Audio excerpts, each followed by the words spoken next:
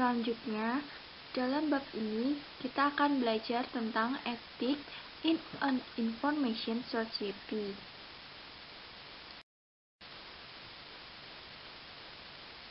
Nah, selanjutnya kita akan membahas tentang konsep dasar. Etika menjadi perhatian manusia yang memiliki kebebasan memilih. Etika adalah tentang pilihan individu. Ketika dihadapkan pada tindakan alternatif, apa pilihan moral yang benar? Lalu, apa ciri-ciri utama dari pilihan etis? Nah, pilihan etis sendiri itu keputusan yang dibuat oleh individu yang bertanggung jawab atas konsekuensi tindakan mereka. Dalam konsep dasar terdapat tanggung jawab. Artinya, elemen kunci dari tindakan etis. Tanggung jawab berarti Anda menerima potensi, tugas, dan kewajiban. Keputusan yang Anda ambil. Lalu, konsep dasar yang kedua itu ada akuntabilitas, yang artinya ciri dari sistem dan lembaga sosial. Artinya ada mekanisme untuk menentukan siapa yang mengambil tindakan yang bertanggung jawab dan siapa yang bertanggung jawab. Sistem dan institusi di mana tidak mungkin untuk mengetahui siapa yang mengambil tindakan apa yang secara inheran tidak mampu melakukan analisis etis atau tindakan etis. Lalu, konsep yang ketiga ada kewajiban. Artinya kewajiban itu memperluas konsep tanggung jawab lebih jauh ke bidang hukum. Konsep dasar ini membentuk dasar dari analisis etika sistem informasi dan mereka yang mengelolanya. Pertama, teknologi informasi disaring melalui institusi sosial, organisasi, dan individu. Sistem tidak memiliki dampak sendiri. Apapun dampak sistem informasi yang ada adalah produk dari tindakan dan perilaku kelembagaan, organisasi, dan individu. Kedua, tanggung jawab atas konsekuensi teknologi jelas berada pada institusi, organisasi, dan manajer individu yang memilih untuk menggunakan teknologi. Ketiga, dalam masyarakat etis, politik, individu, dan orang lain dapat memulihkan kerusakan yang dilakukan terhadap mereka melalui seperangkat undang-undang yang dicirikan oleh proses hukum. Nah, teman-teman, dalam slide ini kita akan membahas tentang analisis etis. Bagaimana sih sebaiknya jika Anda menganalisis pada situasi yang tampaknya menghadirkan masalah etika? Nah, berikut adalah 5 langkah untuk membantu Anda dalam menganalisis masalah etika.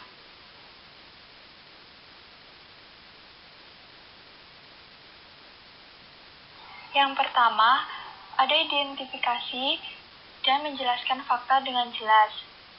Kita harus mencari tahu siapa yang melakukan dan kepada siapa, lalu di mana, kapan saja, dan bagaimana melakukannya. Dalam banyak kasus, Anda akan terkejut dengan kesalahan dalam fakta yang dilaporkan pada awalnya. Dan seringkali Anda menemukan bahwa fakta yang benar membantu menentukan solusinya. Hal ini juga membantu membuat pihak lawan terhadap dilema etika untuk menyetujui fakta. Lalu yang kedua ada mendefinisikan konflik atau dilema dan mengidentifikasi nilai-nilai tingkat tinggi yang terlibat. Masalah sosial dan politik selalu mengacu pada nilai-nilai yang lebih tinggi. Para pihak yang bersengketa semuanya mengklaim mengejar nilai-nilai yang lebih tinggi. Misalnya, kebebasan, privasi, perlindungan properti, dan sistem perusahaan bebas.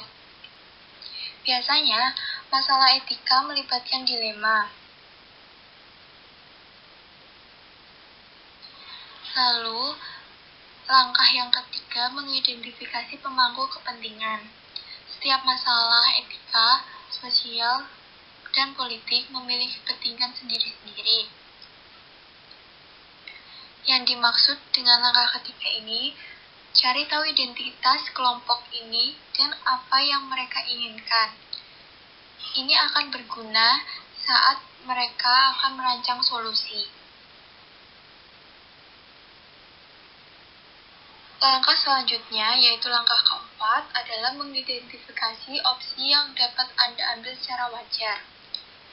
Anda mungkin menemukan bahwa tidak ada file opsi memenuhi semua kepentingan yang terlibat, tetapi beberapa opsi melakukan pekerjaan yang lebih baik daripada yang lain. Terkadang, sampai pada solusi yang baik atau etis mungkin tidak selalu menyeimbangkan konsekuensi bagi pemangku kepentingan.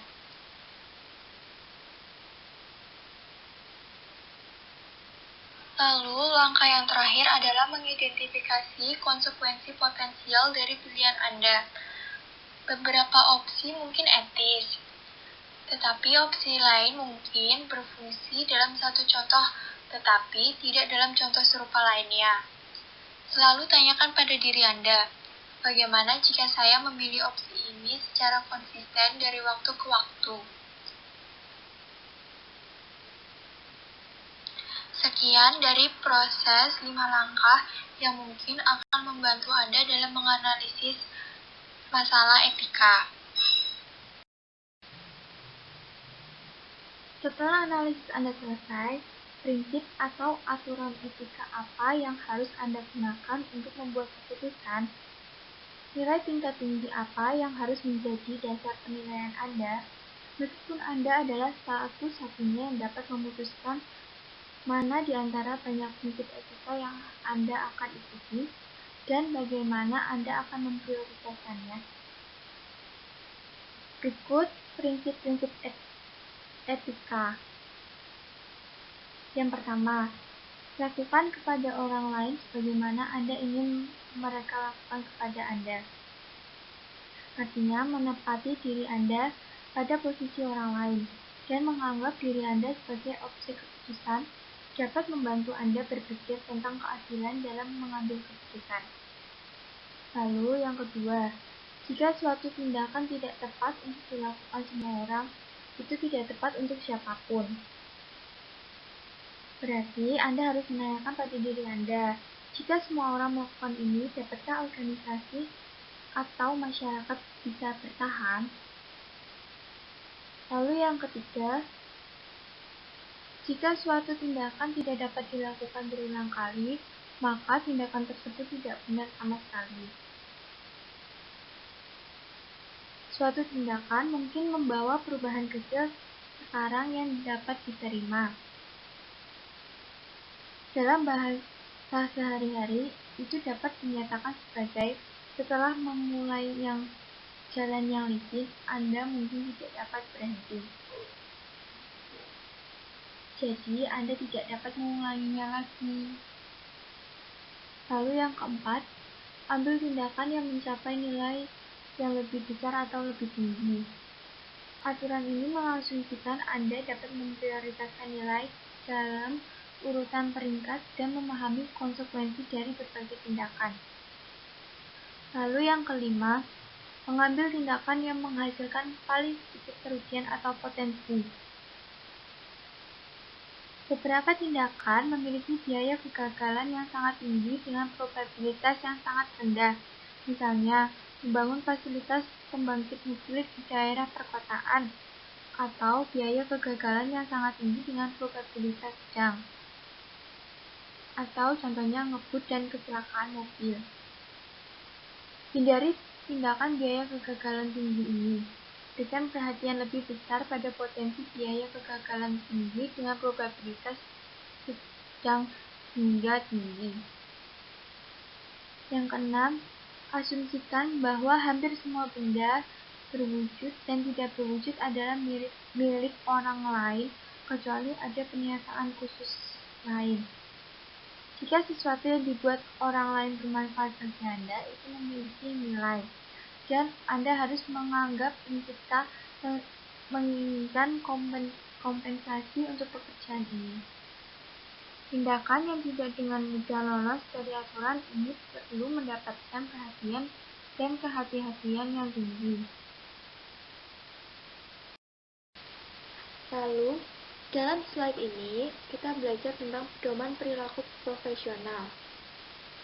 Ketika sekelompok orang mengklaim sebagai profesional, mereka mengambil hak dan kewajiban khusus karena klaim khusus mereka atas pengetahuan, kebijaksanaan, dan rasa hormat. Kode etik profesional diumumkan oleh asosiasi profesional seperti AMA, ABA, AITP, dan ACM. Kelompok profesional ini bertanggung jawab atas sebagian regulasi profesi mereka dengan menentukan kualifikasi masuk dan kompetensi. Kode etik adalah janji profesi untuk mengatur dirinya sendiri demi kepentingan umum masyarakat. Misalnya, menghindari kerugian bagi orang lain, menghormati hak milik termasuk kekayaan intelektual. Berikut contoh dilema etis dalam dunia nyata. Anda dapat menemukan nilai-nilai yang bersaing di tempat kerja dengan kelompok-kelompok berbaris di kedua sisi debat. Sebuah perusahaan mungkin berargumen, misalnya, bahwa ia berhak menggunakan sistem informasi untuk meningkatkan produktivitas dan mengurangi jumlah tenaga kerjanya untuk menurunkan biaya dan bertahan dalam bisnis.